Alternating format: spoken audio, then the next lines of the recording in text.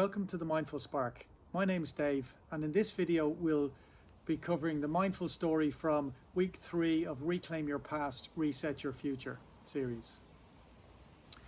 This is a lovely story, and it really helps to explain and show us how often in life it's what we look for is what we find.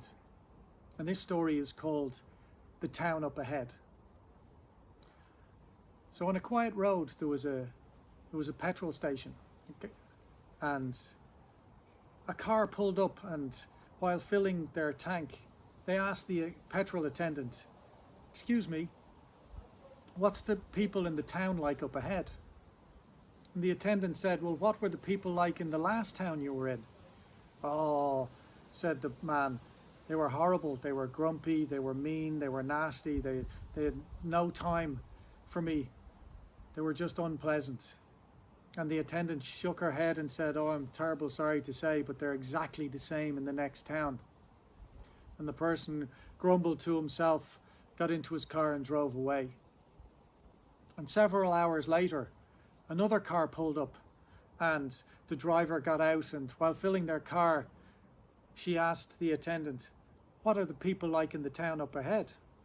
And again the attendant replied, "What were the people like in the last town you were in?"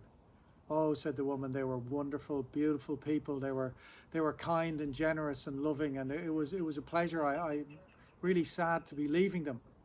"Oh," smiled the attendant, "it's okay, you're in luck, because the people in the town up ahead are exactly the same." And they smiled to each other, and the driver got back into her car and drove away. So what's the moral of the story? Often we have preconceived ideas. We assume that the world will be a certain way, and we project onto it. And a great example of this is if you can imagine, or if you can remember being in love for the first time. Colors are brighter. You're happy, you're smiling. Everything seems easier and lighter. Nothing's a problem. Anything you think you can accomplish, because you have that sense of joy in your own heart, in your own life. And when we can bring that into life, and we can hold that sense of that beautiful feeling of just love, then anything is possible. And we can stop just projecting. We can be a better place to see the world and people for what they are. Because the reality is, everybody has goodness in them, and everybody can, even good people can do bad things and make mistakes.